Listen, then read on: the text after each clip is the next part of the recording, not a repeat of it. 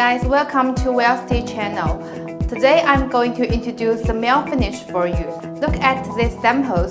They are all mill finish aluminum profiles. The surface of the fresh extruded aluminum profile is a mill finish.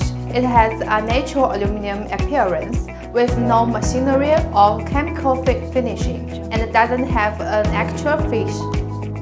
Mill finish looks not so good. It has some extrusion lines or marks, and it only has one color, silver, so it is not suitable for application with the aesthetic requirements. Mill finish has less corrosion resistance and wear resistance. If in most of city conditions, it will oxidize or rust. Also, it easily gets scratched during manufacturing, handling, and installation.